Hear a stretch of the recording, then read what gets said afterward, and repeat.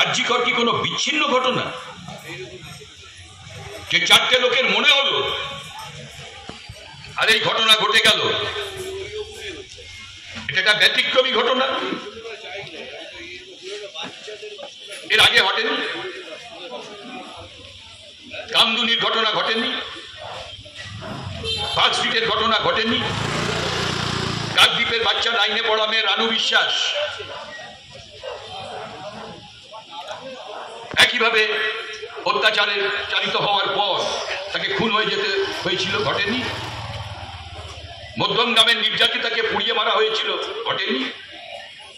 আমতা, ধূপগুড়ি, এমনকি যখন আরজি কর নিয়ে আন্দোলনের ঘটনা ঘটছে তখনও দেখবেন কোচবিহারের একজন মতির মেয়ের ওপর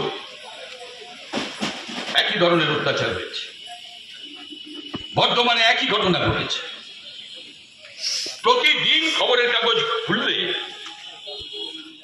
এ ঘটনা চোখে পড়বে। আরজি কর মানুষের মধ্যে বেশি সংবেদনশীলতা তৈরি করেছে। একজন ডাক্তার কলকাতা শহরের বুকে নাড়া দিয়ে গেছে আমাদের।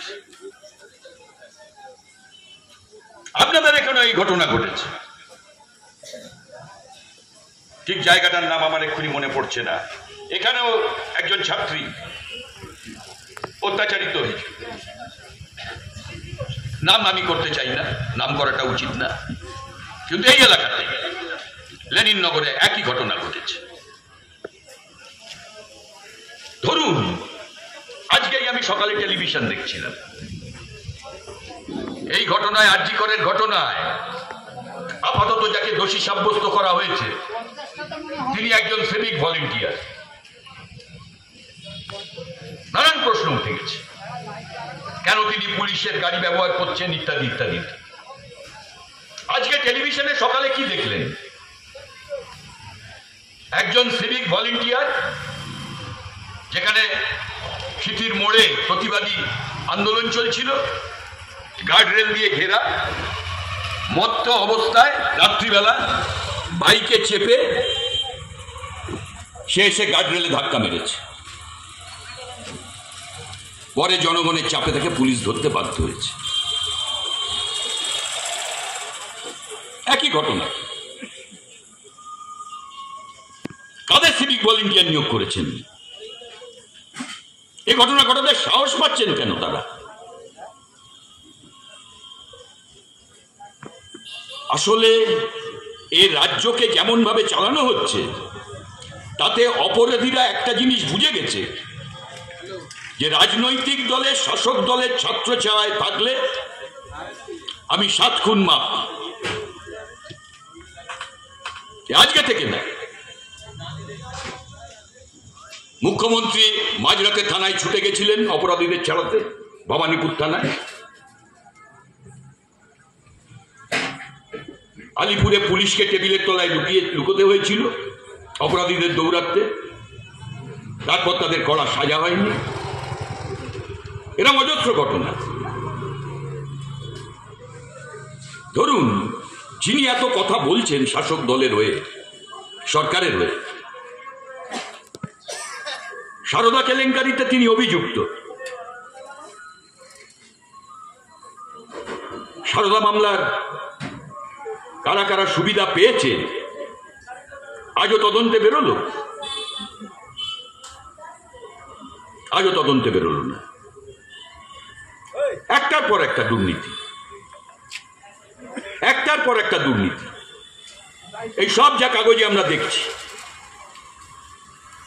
নির্বাচনের আগে কত কিছু দেখলেন, কারুর সাজা হলো, নির্ধারিত হলো যে কে দোষী, চিহ্নিত হলো, নির্বাচন হয়ে গেছে। কোন তদন্ত এজেন্সির তৎপরতা দেখছেন? গরু, কয়লা, খাদ্য, তো নাম যত লিস্ট বলবেন, লিস্ট অনেক লম্বা, কিন্তু একটাও কোনো পরিণতিতে পৌঁছলো নাকি? রাজনৈতিক ক্ষমতা দখলে জটিল অঙ্কে সব চাপা পড়ে গেল। তাহলে সমাজের মধ্যে একটার পর একটা অন্যায় ঘটছে, একটার পর একটা দুর্নীতি ঘটছে। আমাদের রাজ্যে একটা সমান্তরাল দুর্নীতির অর্থনীতি গড়ে উঠেছে। চাকরি নেই, বাকরি নেই, অন্যায় রোজগারের পথে যুবদের একটা অংশকে ঠেলে নিয়ে যাওয়া হচ্ছে এবং সমাজকে পরিকল্পিতভাবে অধঃপতিত করা হচ্ছে, পরিকল্পিতভাবে, যাতে অধঃপতিত লোকেরা সমাজের নেতৃত্ব করতে পারে। আজকে সমাজের নেতৃত্ব যারা করছেন রাজনৈতিকগতভাবে সরকারে গিয়ে, কোনোদিন দেখেছেন এতগুলো মন্ত্রী অভিযুক্ত, এতগুলো মন্ত্রী দুর্নীতির সঙ্গে যুক্ত? কোনোদিন দেখেছেন? আমরা বামপন্থীদের বাদ দিন, ওরা সব বলে, মমতা ব্যানার্জি বলেছিলেন, কিন্তু একজন মন্ত্রী আমাদের 34 বছরে কয়েকশো মন্ত্রী হয়েছেন, কারুর বিরুদ্ধে কোনো অভিযোগ তৈরি করতে পারেননি, কারুর বিরুদ্ধে কোনো অভিযোগ তৈরি করতে পারেননি। আর আজকে সমস্ত ক্ষেত্রে দুর্নীতি এবং রাজনৈতিক নেতৃত্বরা তাদের বাড়ি থেকে কোটি কোটি টাকা বেরোচ্ছে এবং তার ফল নিচে দেখতে পাবেন। আপনি এলাকার মধ্যে অনেক লোক দেখতে পাবেন, খুঁজে পাবেন, যারা রাজনীতি ছাড়া অন্য কিছু করে না, বা কি করে আমি জানি না, অথচ অর্থনৈতিকভাবে তারা সম্পদশালী হয়ে উঠেছে বহু বহু বহুগুণ। বাড়ি, গাড়ি ইত্যাদি সব মাঝে মাঝে ছবিতে দেখা যায়। আমাদের এলাকায় যে যেখানে থাকি খোঁজ করলে দেখব এরকম বহু চেহারা আছে। আসলে এই যে দুর্নীতির অর্থনীতি, এই অর্থনীতিতে সমাজের বিভিন্ন অংশের মানুষকে জড়িয়ে ফেলার চেষ্টা হচ্ছে এবং পরিকল্পিতভাবে অধঃপতনের দিকে সমাজকে নিয়ে যাওয়া হচ্ছে। নানান দিক থেকে, অসহিষ্ণুতার দিক থেকে, ন্যায় নীতি মূল্যবোধের দিক থেকে, সমাজের যে নিজস্ব শক্তি তাকে ভেঙে টুকরো করে দেওয়া হয়েছে রাজনৈতিক বিভাজনের মধ্যে দিয়ে।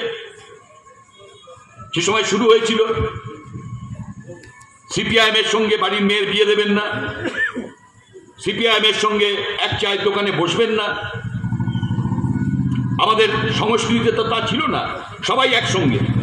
রাজনৈতিক বিতর্ক হয়, তর্ক হয়, কখনো নিজেদের মধ্যে আপোষে ঝগড়াঝাঁটি হয়, কিন্তু আমরা সবাই পাড়ার ছেলে, আমরা সবাই গ্রামের ছেলে, একসঙ্গে পাড়ার ক্লাবের খেলা দেখতে যাই, একসঙ্গে পাড়ায় দুর্গাপুজো করি, একসঙ্গে গ্রামের কোনো কাজ হলে এগিয়ে আসি।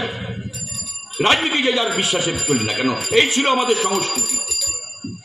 তার ফলে গ্রামের মধ্যে, সমাজের মধ্যে একটা শক্তি ছিল, যে শক্তি প্রত্যেক দিন গ্রামের মধ্যে দাঁড়িয়ে অন্যায়ের বিরুদ্ধে একটা সজাগ শক্তি হিসেবে কাজ করত। পাড়ার মধ্যে কেউ অন্যায় করলে পাড়ার বড়রা, বয়োজ্যেষ্ঠরা বা যারা সচেতন তারা শাসন করতে পারতেন। সে মহিলাদের প্রতি অসম্মান হোক কিংবা কোনো অন্যায় খারাপ কাজ হোক, আজকে সমাজের সেই শক্তি ভেঙে টুকরো টুকরো হয়ে গেছে। অন্যায় দেখে পাড়ার মানুষ, পাড়ার নিজের পাড়ায় দাঁড়িয়ে অন্যায় দেখে প্রতিবাদ করতে সাহস পান? সাহস পান না। বরঞ্চ অপরাধীরা তারা মাথা উঁচু করে চলে। যাদের সাধারণ মানুষের শক্তিকে ভয় পাওয়ার কথা, তাদের উপস্থিতিতে সাধারণ মানুষ ভয়ে মাথা নিচু করে দিচ্ছে। এইরকম একটা অবস্থা আমাদের রাজ্যে তৈরি হয়ে গেছে। অথচ প্রত্যেক দিন থানা পুলিশের ব্যাপার না, ঘটনা ঘটে যাওয়ার পর তো পুলিশ, আর পাড়ার মধ্যে দাঁড়িয়ে, গ্রামের মধ্যে দাঁড়িয়ে, নিজের নিজের কর্মক্ষেত্রের মধ্যে দাঁড়িয়ে অন্যায়ের বিরুদ্ধে প্রতিবাদের শক্তিকে যদি সংঘবদ্ধ করা যায়, উৎসাহিত করা যায়, রাজনৈতিক বিভাজনের ঊর্ধ্বে উঠে মানুষ যদি এ কাজে সংঘবদ্ধ হয়ে ওঠেন, তবেই একে প্রতিহত করা সম্ভব, অন্যায়কে। আর কোনো একটা বিচ্ছিন্ন ঘটনা না, সামগ্রিকভাবে অন্যায় প্রতিবাদ করতে হবে।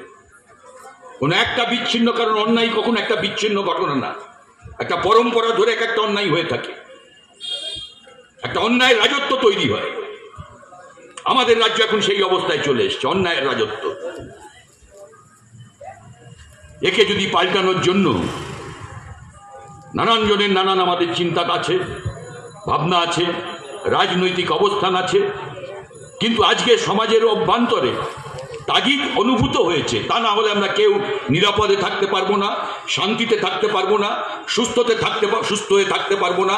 যে দল মত সব কিছুর ঊর্ধ্বে উঠে গ্রাম, পাড়া, সমাজ, রাজ্যের মানুষের শক্তি, তাকে সংঘবদ্ধভাবে অন্যায়ের বিরুদ্ধে রুখে দাঁড়ানো। মানুষ চাইছেন আমাদের সবাইকে সমস্ত সংকীর্ণতার ঊর্ধ্বে উঠে ঐক্যবদ্ধভাবে সমস্ত অন্যায়ের বিরুদ্ধে প্রতিবাদ করতে হবে। আর যারা অন্যায়ের রাজত্বে অপরাধীদের, অন্যায়কারীদের ধামাচাপা দিতে চাইছেন, অথবা যাদের প্রশ্রয়ে তারা মাথা উঁচু করে চলতে চাইছে, তাদের বিরুদ্ধেও আমাদের আন্দোলনের সূচিমুখকে নিবদ্ধ করতে হবে। তা না হলে জাস্টিস চাই বলে রাস্তায় থাকলেই কেউ জাস্টিস দেবে না। কারণ ইনজাস্টিস হচ্ছে কেন, ইনজাস্টিস হচ্ছে কেন এটা যদি না আলোচনায় আসে, এটা যদি ঠিক করা না যায়, তাহলে ইনজাস্টিসকে দূর করে জাস্টিস পাওয়া যায় না। কারণ সদিচ্ছার ওপর জাস্টিস নির্ভর করে না।